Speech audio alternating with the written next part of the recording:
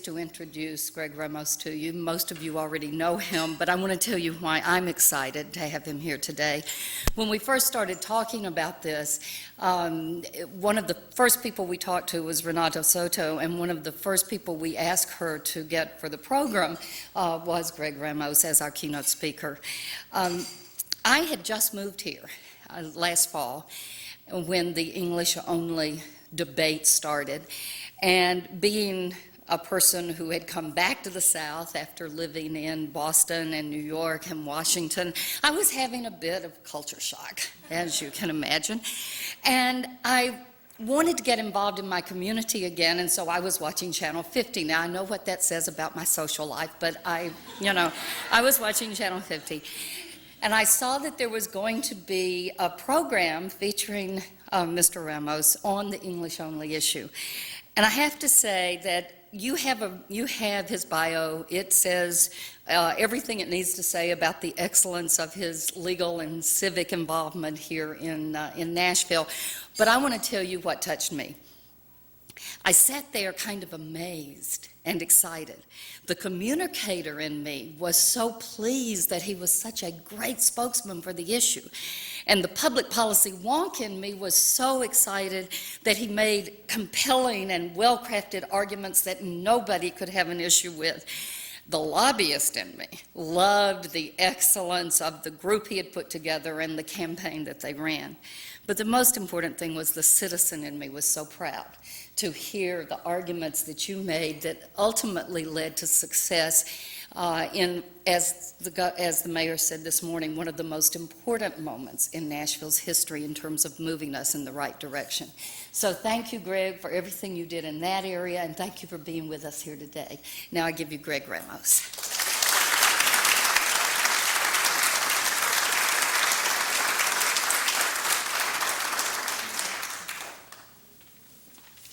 Thank you, Linda. I think I can die now, and if that's my eulogy, I think I'd love it. I'm glad I was around to hear it. Thank you all for being here today, and thank you for having me. But really, I'm the one who should be thanking all of you, each and every one of you, because I'm so proud that we came together as a city.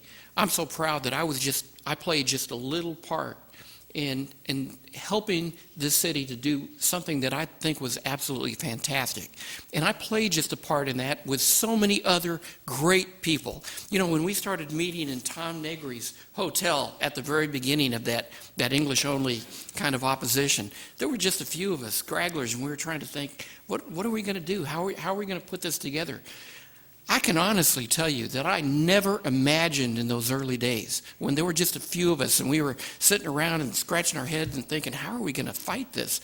I had no idea that it would blossom into turning into something that it eventually was. And it was fantastic. I personally think it was one of those crossroads kinds of activities. You remember in the early 1960s, there were a lot of individuals, African-American individuals, who helped spring the city forward. One of those individuals was Diane Nash, and they marched to the Metro Courthouse, a place where I spent a lot of time. And this was just after Alexander Luby's house had been bombed, and Diane Nash led a lot of students from TSU straight to that courthouse, and she asked the mayor at that time, Mayor Ben West, and directly asked him, is discrimination based on color? Isn't that morally wrong? And to the mayor's credit, he said, yes, that is wrong. And I think in the process, that helped diffuse the situation, a volatile situation that could have been present in Nashville, and made the city a much, much better place for all of us that are here today and everyone who's out there. That was a monumental event in the city, and I think that our defeat of the English-only law was just as monumental. It helped put an emphasis on the fact that Nashville is a warm and welcoming community. Now, I've been here for almost 25 years. For the Latinos in the room, is there anybody who's been here for longer than 25 years than I am? Jenny, longer than 25, huh? How long? 40, okay, she beats me. Angie? How long?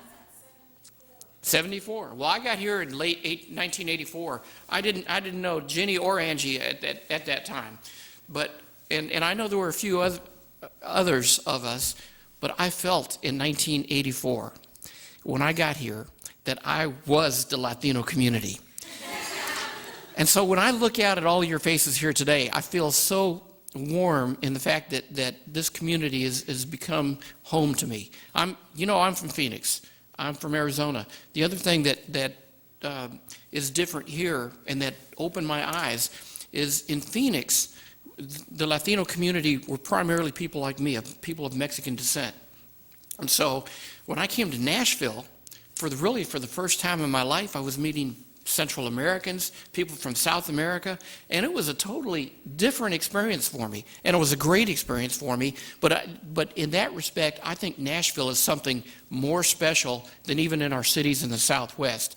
And I think there's something magical going on here in Nashville that events like today can continue and carry forward. Now, I do want to thank, in addition to thanking each and every one of you for helping us do this, I'd like to thank the universities in our city, including and especially Lipscomb University, for bringing all of us here today.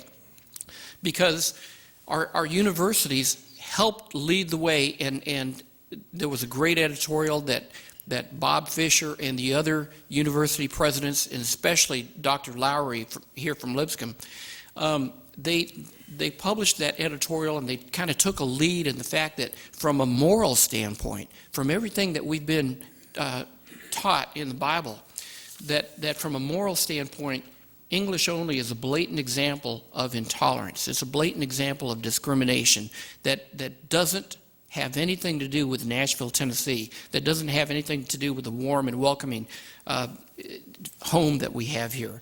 And for that, Linda and Dr. McQueen, thank you so much. I really appreciate all your help. And me personally, I would like to thank you.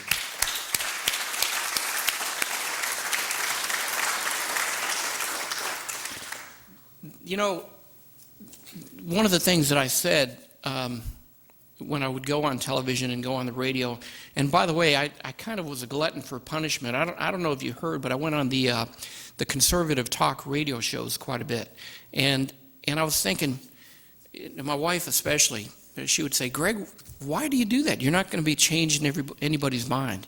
But you know, it was important for me to do that, because I at least wanted to give people a different perspective. I wanted to maybe get them to at least see the other side if they weren't going to embrace the other side. But one of the things, and my good friend Stephen Fotopoulos provided me with this quote, and one of the things that I would open it with often, and indeed I did this in a Tennessean column, is I talked about a quote that would be really typical of what you would hear on unfortunately, I'd have to say right-wing radio today. And this is something that actually came from Congress. These words were uttered on the floor of the House of Representatives. This congressman warned that immigration to this country is increasing and is making its greatest relative increase from races most alien to the body of the American people and from the lowest and most illiterate classes among those races. This congressman further warned that these immigrants, half of whom have no occupation and most of whom represent the rudest form of labor, are people whom it is very difficult to assimilate, and they do not promise well for the standard of civilization here in the United States of America. And those are volatile, mean-spirited comments, and I think a lot of you, if any of you, if you just listen to some of the things that are actually aired on the radio here in 2009, even in Nashville, Tennessee, will agree that those are typical statements. But I want to let you know that particular quote wasn't about Latinos, and it wasn't in 2009. It wasn't even in this century. Those words were uttered by Congressman Henry Cabot Lodge in the year 1891. And the people he was talking about were Italians, Poles, Russians, and Hungarians. The point of the matter is that whenever there's change, whenever there are new faces in America, people are afraid, and sometimes understandably so. They get anxious, they get overwhelmed, and they reach out. And they reach out and protest against those who are most susceptible, those who are maybe the newcomers and the weakest at that particular time. Those those words notwithstanding, our great country manages to survive. Our great country not only manages to survive, but actually thrives. And even now in 2009, in our time of economic downturn, I'm here to tell you that things are going to get better, and this country is going to continue to be resilient, it's going to continue to be strong, and this country will be greater than ever before.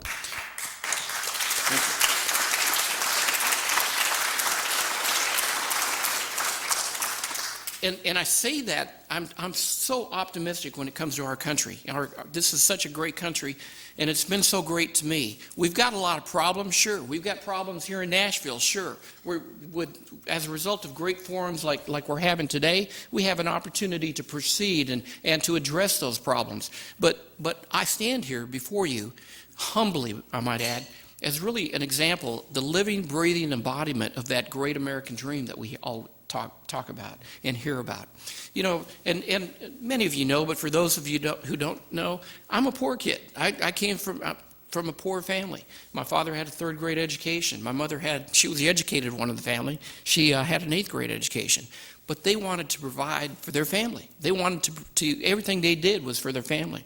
And one of the greatest things that I think was a inspiration in my life was when my father, after coming back from World War II, by the way, he fought in World War II, and when he was serving in the Army, didn't speak English. It was really, my father learned to speak English in France and Germany during 1945. But one of the things that happened is that after my father came back to the United States, there were a lot of jobs that were just closed off to him. My father had just served this country in World War II, and there were a lot of avenues that just weren't open anymore. And nevertheless, he persevered. After working on a particular construction job for 20 years, he was laid off. And this is one of the greatest motivators of my life, because we found out later on that in this company-wide layoff, it was only the Mexican men who were laid off. And as a result of that, my father still had to provide for our family. So me, I had kind of a soft life up until that time. I was about 9 or 10. My family literally went out into the fields of Phoenix, and we picked potatoes, we picked onions. And that was good for me because, first of all, I saw how honorable that work is and how hardworking those folks are. But the other thing that I saw that I noticed that didn't look right to me was all the faces out in the fields, and it would go on for a long ways. They were all Mexican faces. And I would say, wait a second, this is America, the land of opportunity. Why are there just Mexican faces out here? And I spent the summer that year working as a 9 or 10-year-old in the fields, and that was the summer. You know, some people say, when did you decide to go to law school? There were no lawyers in my family, but I said, this work is definitely too hard for me. I don't have the background for this, and I'm not going to be doing this for the rest of my life. And I knew at that point that education was the key, and that's what my father always harped on my brothers and sisters and I. And the reason I say that is that those are some of the things that we have to address. It makes me so sad when I hear our legislature talking about closing the doors to our great educational institutions for kids who have grown up here, immigrant children, undocumented children, who've literally spent their whole lives in America, don't really have any knowledge of their home countries, where their parents have come from. And yet, our legislature, our Tennessee legislature, wants to make our public institutions basically become immigration agents and basically say that unless that child can provide proof of documentation that he or she is in this country legally, we're going to close our doors to them. And the reason it makes me so, and by the way, I think it's broader than that because, as was pointed out to me a few minutes ago, that bill is actually broader in that it talks about any university that accepts public funds of any kind, including the Hope Scholarship, which is money that is put into play even at places like Lipscomb University. So it could also affect all the private universities in the country. And that's the problem we have. If we're going to be shutting our doors to kids like me, actually, I had the advantage because I was an American citizen. So those doors wouldn't be closed to me. But the only difference between me and the kids I'm talking about is that piece of paper that says I'm an American citizen. Those families still have aspirations. They still have goals. They still have everything that my mother and father had for my brothers and sisters and I. And the one mechanism that that they have at their disposal to get them to advance in this life, education, the root of everything that I think is good in this country, is going to be closed to them. I think that our legislature has to be educated. We can't allow that to happen. And thanks to Turk and other organizations, Catholic Charities, other organizations, we're doing everything we can to keep that from happening.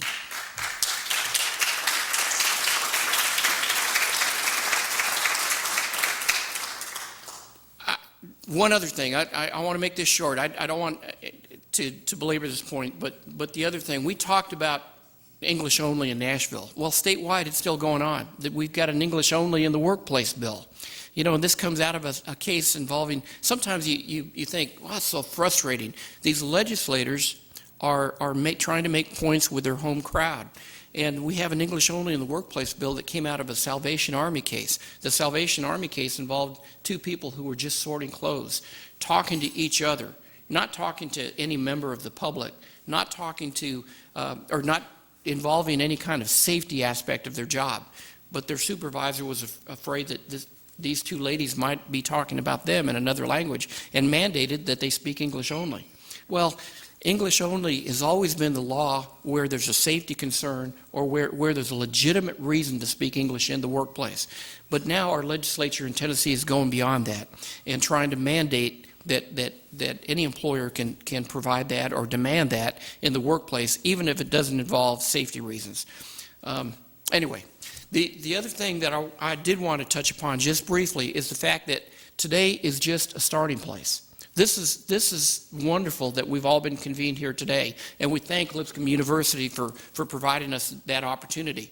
But this is just a start. We just can't sit back now at this point and say, well, you know, we've done this, we've talked about these great points that you all have raised in your individual communities. But it's up to us to take that forward. And Lipscomb University has made it clear to us that their university is here at our disposal for us to take this work and go forward.